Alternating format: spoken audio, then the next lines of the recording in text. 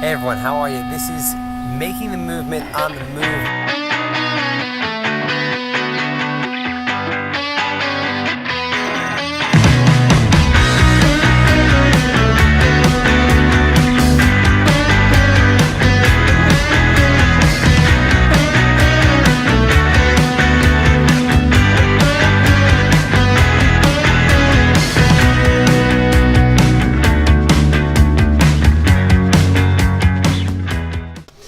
Welcome everyone, thank you for joining us today at the OurSociety Experiment in our 2018 kickoff interview for local municipality candidate Charlie Kratovil, running for mayor of New Brunswick, New Jersey. OurSociety, as you're already aware, is a non-profit, non-partisan transformational project where we're seeking to bring light on local elections by making it easier and more convenient than ever to get involved and understand the candidates who are running for office in your local municipalities. So, Charlie, why don't you welcome to the show. First, thank you so much for coming. Thanks for having me, Ron. No, I'm really excited about it.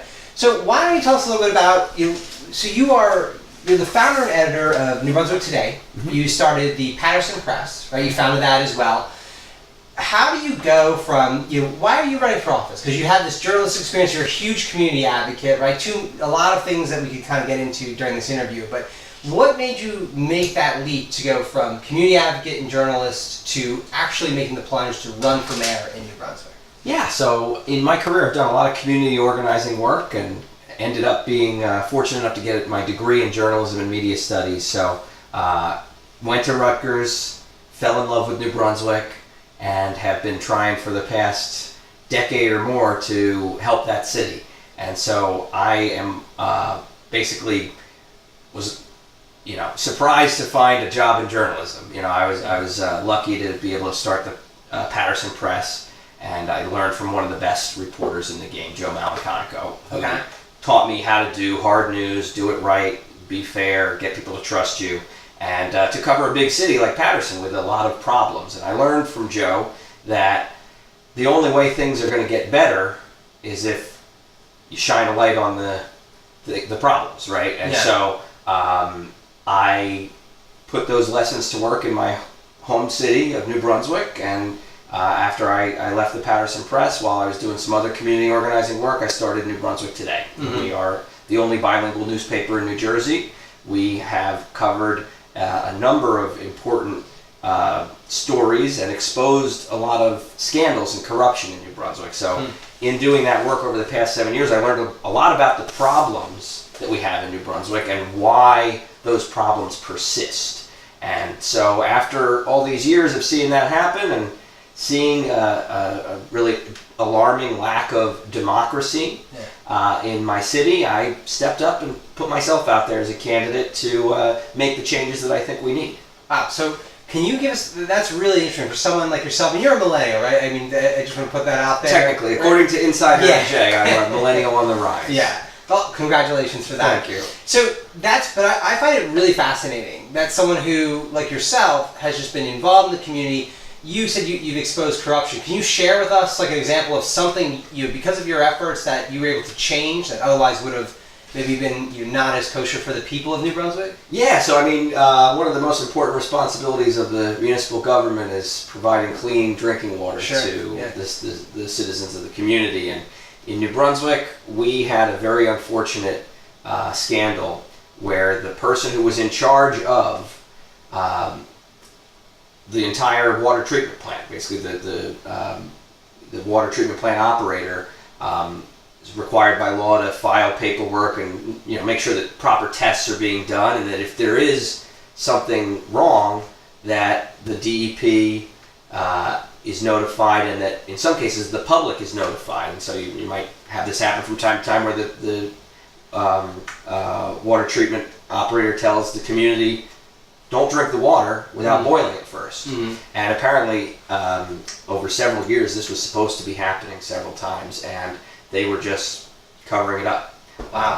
Totally not telling the public or the DEP, falsifying records, submitting the false records, and not telling the public that they shouldn't be drinking the water without boiling it. And so that was something that I learned. There was an investigation ongoing. I asked about it at a city council meeting. I kept researching it. One thing led to another. Eventually the DEP did step in and issue administrative orders, and I kept asking the question, well, why no criminal charges? Yeah. When are you going to when are you going to hold these people accountable? And eventually, a man did plead guilty to the crime of public corruption, and did go to prison for that crime. And that was just one of the scandals at the water utility. We had another scandal later on, and there were a number of other municipal government scandals that we helped shine a light on. Wow, that's pretty interesting. Why would anyone, what's the incentive to cover that up? Is it money? Are they, what did he actually, you said he pleaded guilty to corruption, so what was it? Yeah, I mean, I don't know what was going through his mind. It was a plea deal, so there was no trial. Gotcha. But I guess some people might think it's bad for business to put that out there. Mm-hmm. But I would say it's worse for business to cover it up and then get caught, because now we're known for this unfortunate, corruption scandal, and people don't have the same faith they did in these water quality reports. Now we can't necessarily trust that they're being upfront about problems, because they've lied in the past. So and lucky they didn't poison a bunch of people, right? I mean, that's pretty incredible. Well, here's the thing: we have no way of knowing if anybody got sick, because the records were falsified, and people, you could ask somebody, well, did you experience any symptoms on these dates 4 years ago, and they're not going to remember. So it's really a counterfactual. You can't prove if anybody got sick or got hurt from it. So it's a very serious scandal. That was one of our signature stories, and we won awards for our coverage of it. Yeah, and I'm glad you mentioned the award. So you're a recipient of, I just want to double check here real quick, it was the Jefferson Award, if I'm correct. That's one award, yeah. The most prestigious volunteer award in the U.S., right? Yes, it was really quite an honor. I in June was honored at a ceremony in Trenton at the War Memorial. Got a certificate signed by Governor Murphy, and was one of about 50 people that got this honor right here. Nice. And so it was really cool. That is really cool. So coming from, so I think for a lot of people watching the show today, it's like they may want to get involved, but maybe they have degrees in something that's not political science, or maybe they don't have a deep network. How is your skill set as a journalist, as a community activist, how does that translate into a position like being the mayor?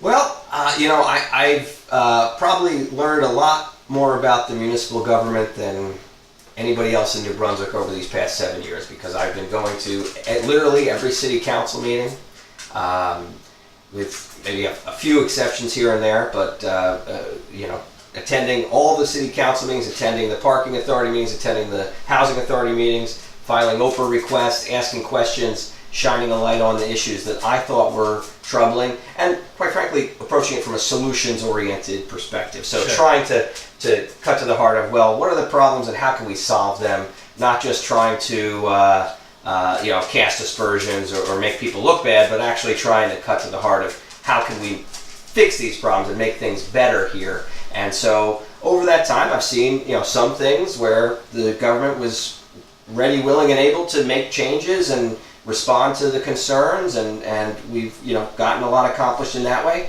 But there's some things that the current administration just won't budge on. So some of the deals with developers, for instance, where they get huge tax breaks to build in situations where they're not really doing a huge favor to anybody. These are desirable areas to build in, and nevertheless, they're getting off the hook for school taxes. The schools are not getting any revenue from these agreements, and increasingly people have learned this and been upset about it and raised these concerns, and they insist on still giving out these deals.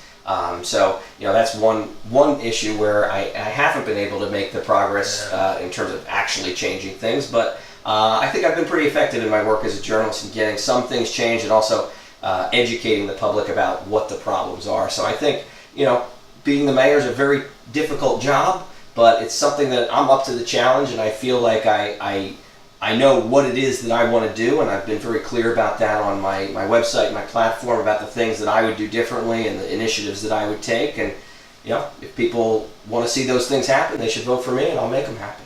Sure. So with your experience in journalism, I assume transparency is probably pretty critical to you, right? That's something that you would, because the developer deals, correct me if I'm wrong, but it's almost like, it sounds like what you're saying, I don't know if this is true, so Is it that they're just giving these out, or are they actually are they actually having like bidding for them? Because you mentioned that they are, these are desirable. So you'd want to get obviously a high quality building, but also you'd want to have it out for the bid to be competitive, so to speak, so the taxpayers aren't just funneling money to the same developer time after time.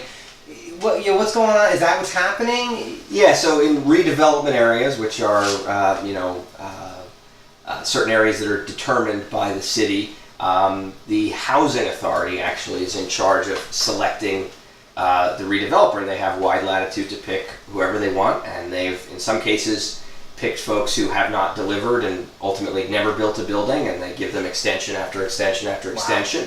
But in other cases they pick some of the usual suspects, the same companies or entities that have built much of downtown, and it's a very powerful role that they play. But then the thing that really makes it troubling is they get the favorable tax deals. So these are called long-term tax exemptions. They last for 30 years. In every case that I've seen in my time, they give a 30-year basically pass on property taxes. So the developer doesn't have to pay any property taxes on the building, even though the building might be worth $100 million. And instead they make a payment in lieu of taxes called a pilot payment. And that's determined by a formula that's kind of convoluted and hard to follow, but I've actually done the work of figuring out exactly how much it's going to be, and in some cases the developers are getting massive savings over what they would normally pay on the building. And the real problem is that the pilot payment is redistributed such that it goes almost entirely to the city government and cuts out the schools entirely. So even if it's a building where there's going to be families living there might be children going to the public school system, the schools get zero. So that puts more pressure on the schools in terms of dealing with that capacity, but none of the funding to kind of mitigate that pressure. Right, exactly, and I think it's short-sighted because the children are the future. We should be making sure first and foremost that the schools have what they need to provide a good education to the next generation. And unfortunately, these deals lock the city in for 30 years to cutting the schools out of the picture, and these developers get those savings basically at the expense of the school system. And I don't think that's what we should be doing. I think that downtown New Brunswick's a desirable area to build housing, and developers should be paying their fair share, and certainly the schools need to get some of that piece of the pie. Okay. Now you're running on a platform, based on your site profile and your own website, of clean air, clean water, clean government, and for the people essentially. So why don't you expand on briefly on those topics, those 4 topics, and really why don't you give us kind of an encompassing of your platform for those our viewers watching? Sure. So it's really we're a unique city in so many ways. We are the county seat, so we've got the courthouse, and we're kind of a little bit of a hub for central New Jersey. We also have the State University, which is a tremendous resource. The largest university in New Jersey. It brings with it, problems and issues for the local community, but it also brings tremendous potential. Sure. And certainly, being a person who came to New Brunswick to go to Rutgers, I really, value that experience and think that it's a great place for a university, and that I want to make it the type of town where students who go to that university might actually want to stay and raise a family, start a business, and things like that. Unfortunately, so many of my peers are very quick to leave after they graduate, and they almost treat it like it was a jail sentence or a prison sentence. They say, "I did my 4 years. I'm out of here. I got it." I don't. They didn't feel welcome in the town for a variety of reasons, and I think one of those big reasons is the New Brunswick Parking Authority. Sure. So the Parking Authority has a bad reputation in New Brunswick. They have turned us into the parking deck capital of New Jersey. Most people don't realize this, but we have more public parking decks than any other city in New Jersey. And our Parking Authority is by far the most massive bureaucracy when it comes to parking authorities in New Jersey. It's a huge agency, and building all these parking decks, they borrow the money to do it. So they've now, the current number is $396 million in debt. Does the state own them? Does the New They Brunswick? are a creation of the city government. The city government, okay. They're approaching their 70th anniversary any day now. And over those 70 years, they have transformed the city. into the parking capital and accrued a lot of debt doing that. And so I think that that is perhaps the biggest problem facing the financial future of the city. And you might say, well, how does this deal with clean air? Well, at the end of the day, our approach as a city to transportation has been very, very car-centered. And the parking authority is the main reason for it, right? They are in the business of parking, so we come up with parking solutions to our transportation problem. And if you talk to urban planners these days, transportation planners, they'll tell you you can't build your way out of the parking problem like we've been trying to. Okay. And so we just keep our, the saying is when all you have is a hammer, everything looks like a nail. Well, we have a parking authority, and so every time we have a parking or transportation traffic issue, the approach that's proposed and implemented is borrow millions of dollars and build another parking deck. And at this point, we are that is we're at the end of the road. We can't keep doing that anymore. And so what I want to do is actually develop a coherent system of buses that would help people get around from neighborhood to neighborhood. We have a lot of people who can't even afford cars, let alone the steep price of parking. And I want to make it easy for those folks to get to grocery stores, educational and work opportunities, medical appointments. Because right now a lot of folks are stranded in their neighborhood and they are kind of stuck with whatever they have in their neighborhood and can't get around.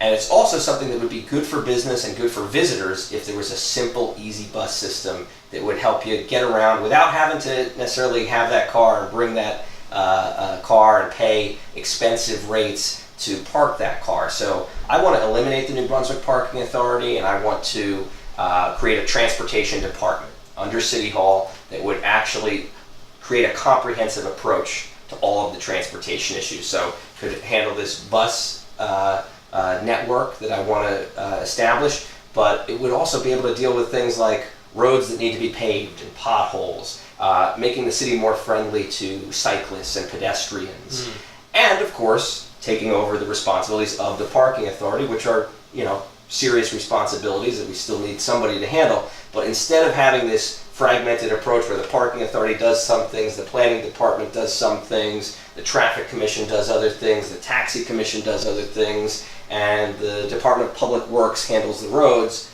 I would want to bring that under one comprehensive place so that we can have a comprehensive approach to getting people in and out of the city in an effective way. And ultimately, if we make sure that we use clean electric buses, that would go a long way towards making our air cleaner, because one of the biggest causes of pollution is all these cars and some of these older buses that are just spewing pollution in the air. So I want to move us forward, and this is, I think, a way to help address the pollution problem and the air problem that we have, and also just make it easier for folks to get where they want to get and have a better New Brunswick experience. Great, yeah.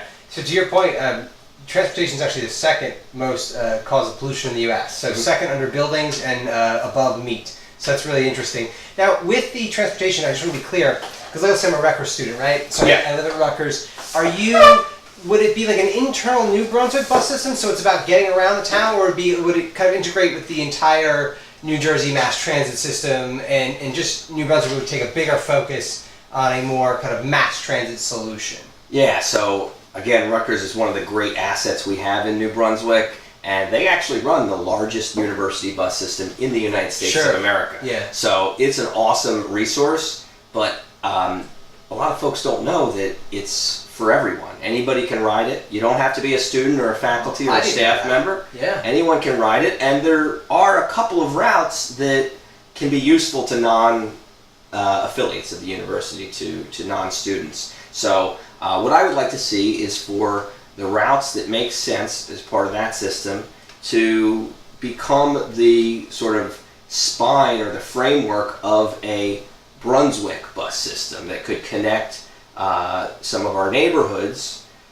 and some of our neighboring communities like North Brunswick, like Highland Park, and to just basically take some of the existing resources we have, the double E bus and the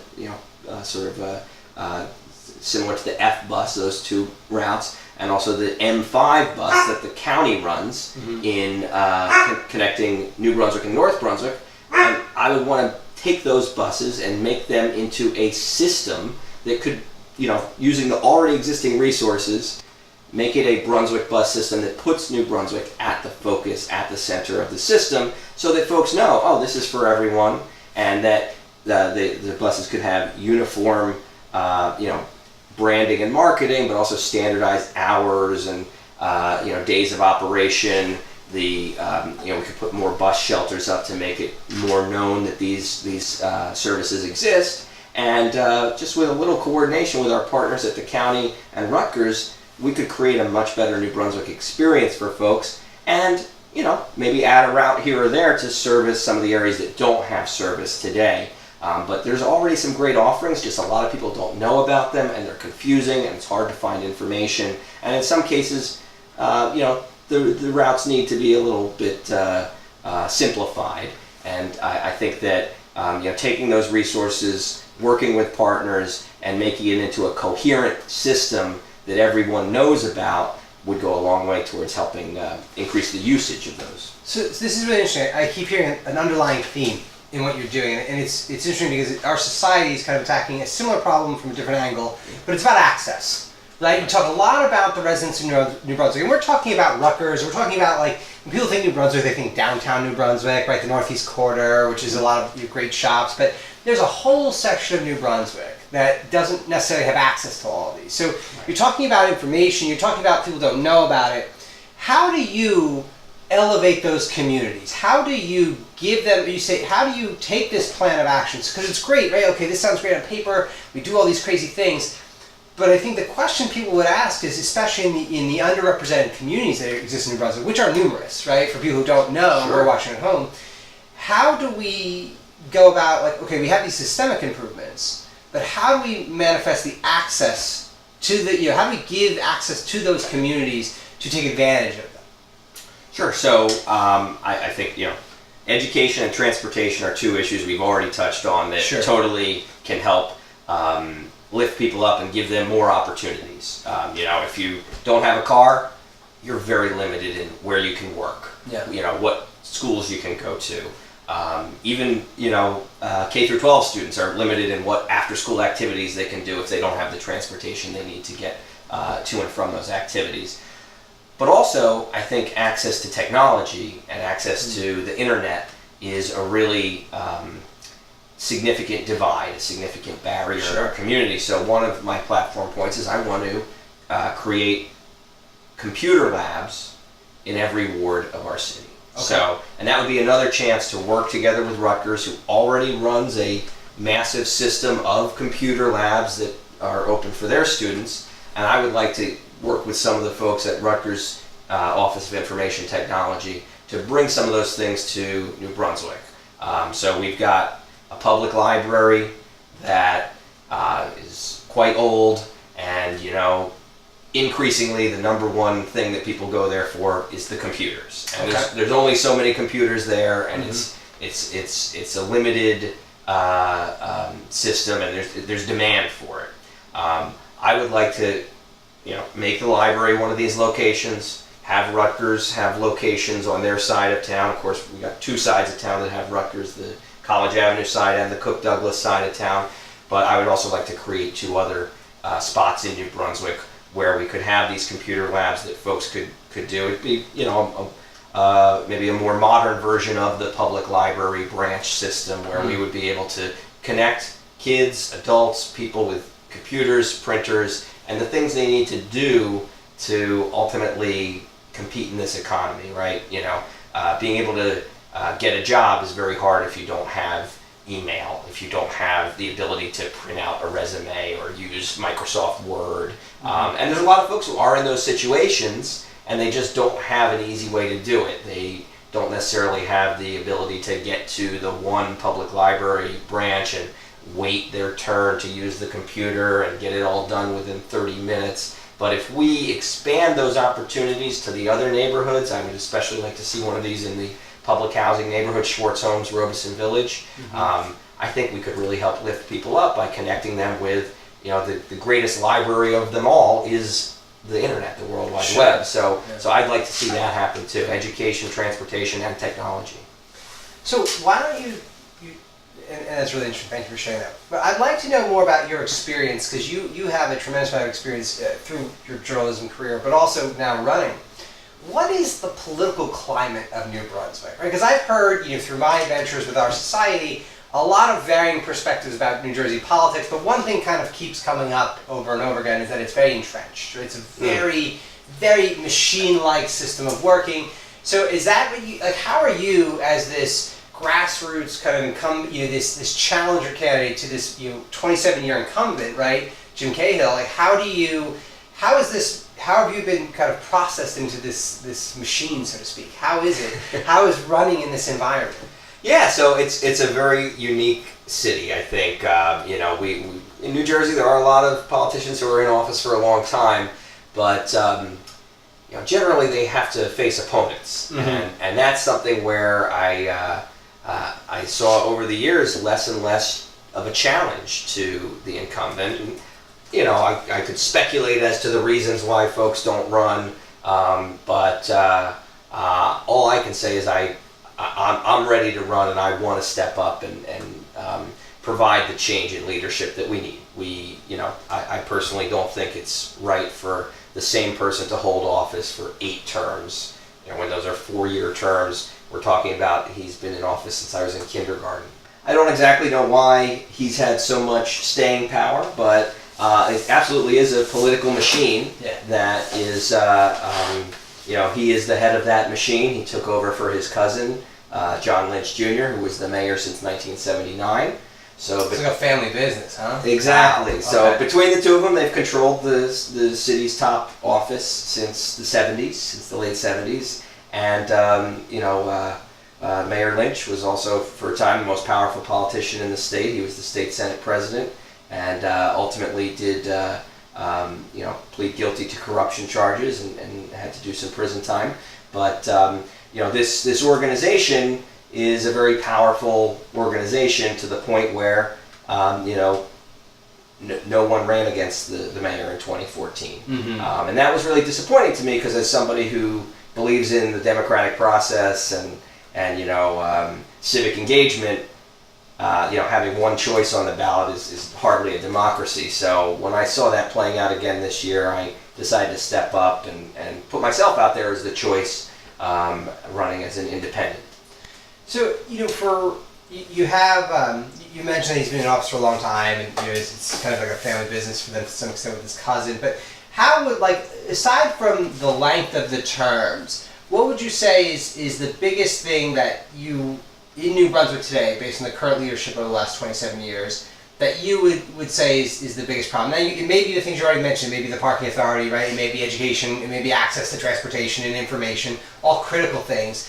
Is there anything else that has really stuck out about this administration that you living in New Brunswick, you being a resident there, that you really find frustrating, or Sure. I think there's a crisis of priorities. At the end of the day, some things get all the funding and all the attention. There's a huge focus on downtown development, even when that development doesn't serve anybody but the developers, right? So these are, in many cases, housing that's being built that is out of the price range of the vast majority of New Brunswick residents. And in some cases has no set-aside units for affordable housing. These buildings, obviously take their toll on the infrastructure, the water, the roads, the parking, and they're almost always done the way the developer wants them done. I feel they're not negotiating the best possible outcomes for the residents when it comes to those downtown developments. I also feel like there's a tremendous amount of money spent on the police department, but residents are still not happy with the way that the crime is approached. And also, I think that the police department could use some more accountability. So I would like to see a civilian review board to be able to investigate allegations of misconduct. I think that body cameras should be a required part of the police uniform. Sure. And that's something where the city says they agree with me, but they can't seem to find the money to do it for years. So there's not a single body camera deployed in the New Brunswick Police Department. While we have other towns, the Rutgers Police has them, Highland Park has them, and New Brunswick, with their huge police budget, can't seem to find the funding to make it happen.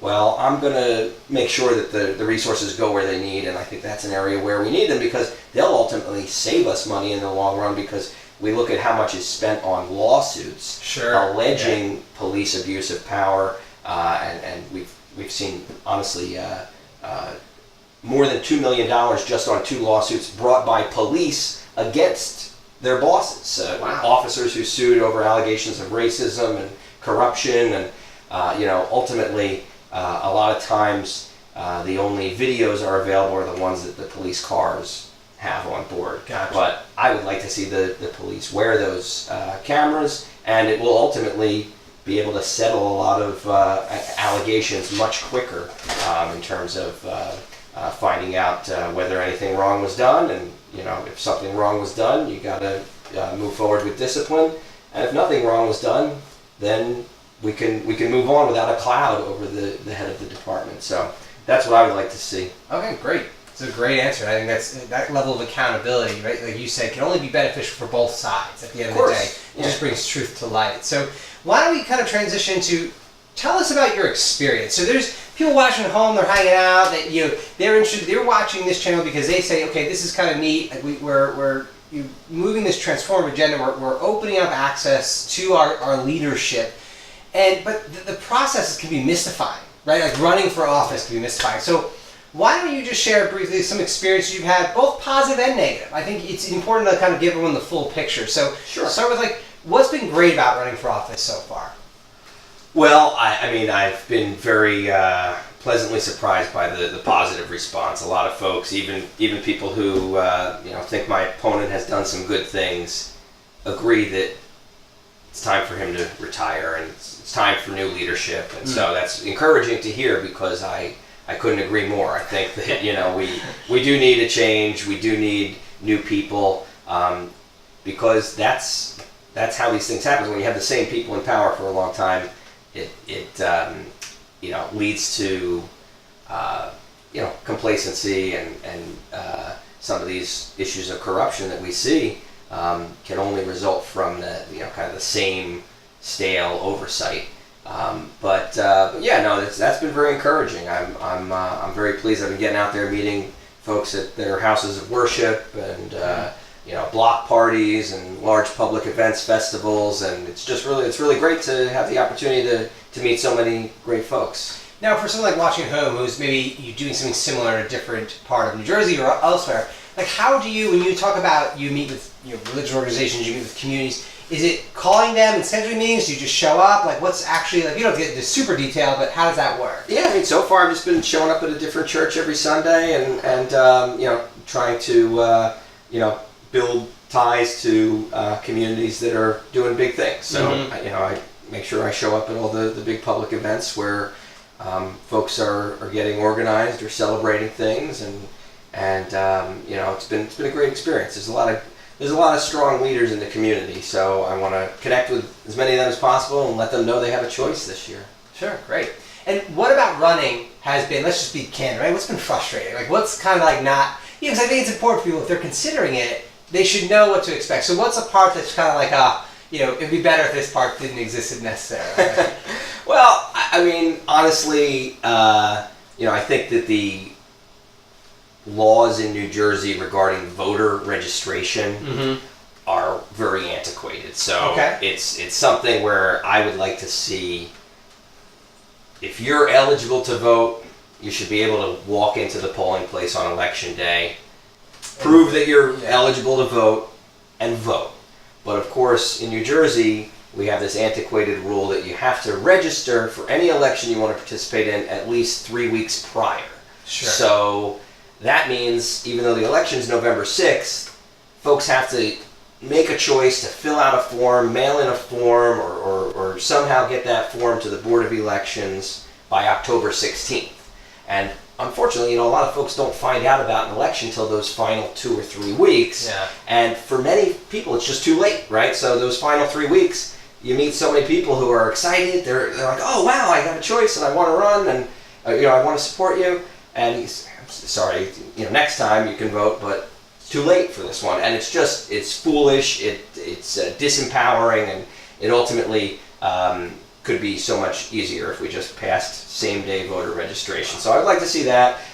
We do have, a number of people in New Brunswick who are eligible but probably aren't registered, in particular Rutgers University students. So, they may be registered in their parents' town, or they may just never have registered because they're young. And so we're making an active effort to go out there and make sure they know they have a choice and that they can register and participate in this election. And it's just a lot of work that, would be nice if we didn't have to go through all those motions to give folks their, right that they have as citizens. But you do have to fill out that piece of paper, and you do have to turn it in by October 16th. So for better or worse, we're putting a lot of effort into that. So for those of you watching at home, October 16th, make sure that's in your calendar. That's your final day to register, especially if you're at Rutgers or the New Brunswick area. So why don't you, I guess we can wrap up the formal part of your run. Why don't you explain to me, why would someone, let's say, specifically, because I think you were obviously very engaged in your community through your both professional work and your campaign, but what about those college students who could assume temporary residence in New Brunswick, right, and can vote in the New Brunswick election? They're at Rutgers. Why should they actually do the effort to register and vote for you? Why? Well, thank you for the question. I'm glad you asked. There are a number of reasons. First and foremost is convenience. So election day is a Tuesday. You're probably going to have classes, and you might not have a car.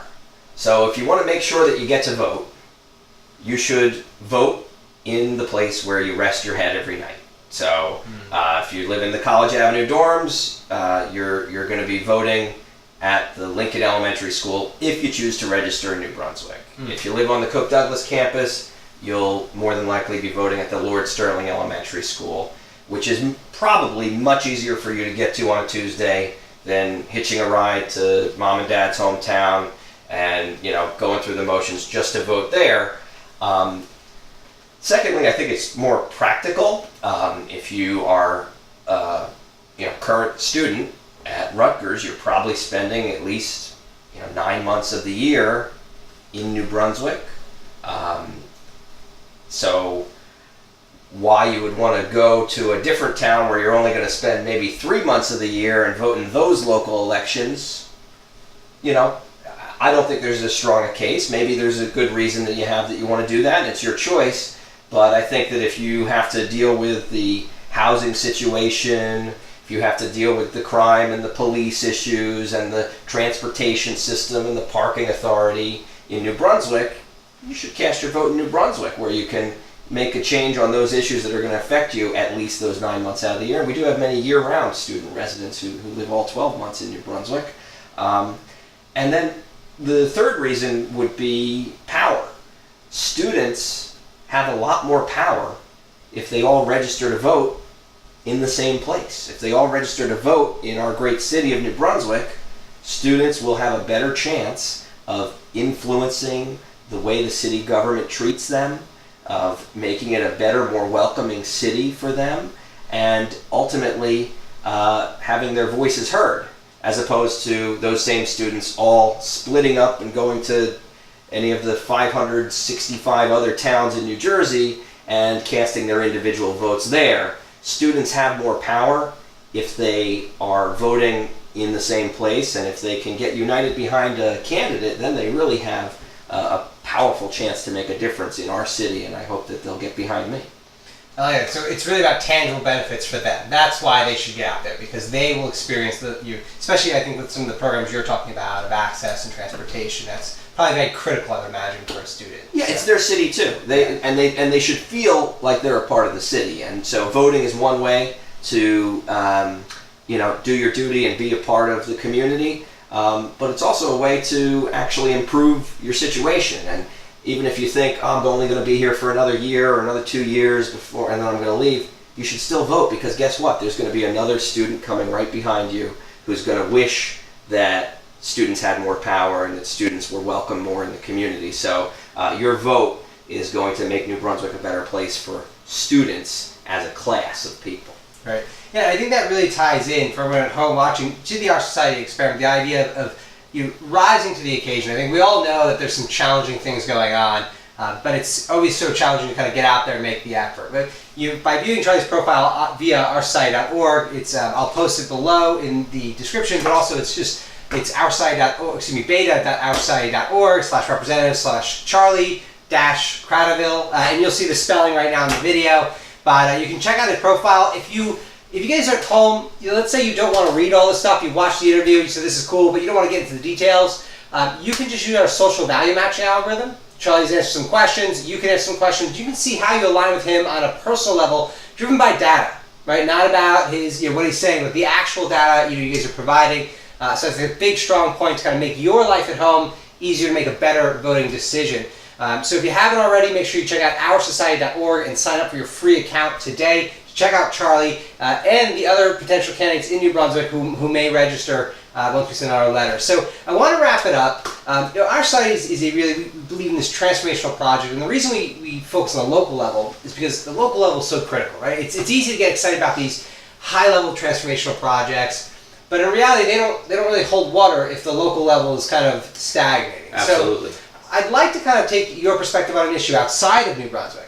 Why don't we talk very briefly, and we can wrap it up with this. What's one issue of institutional reformation, like a complete transformation, you'd like to see on a national level? It can be any issue you want, anything that concerns you. You're very locally focused, but obviously it's all part of a larger ecosystem. So what's something on your mind in the nation right now that you would like to see, based on your experiences and all that, changed, and how would you change it?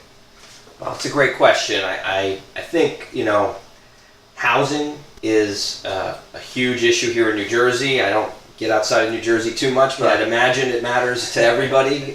We all need housing. We have a tremendous number of people who are homeless or have substandard housing. Really, New Jersey has some of the strongest landlord-tenant laws in favor of tenants, but nevertheless, landlords still have a tremendous amount of power over the tenants, such that it's really part of the reason that folks aren't getting as involved in their communities, because they are renters, so they feel like, I don't know how much longer I'm going to be here. I might move at any time because my housing sucks and my landlord sucks, in many cases they're hoping to get out of where they are, and as soon as that opportunity comes, they will.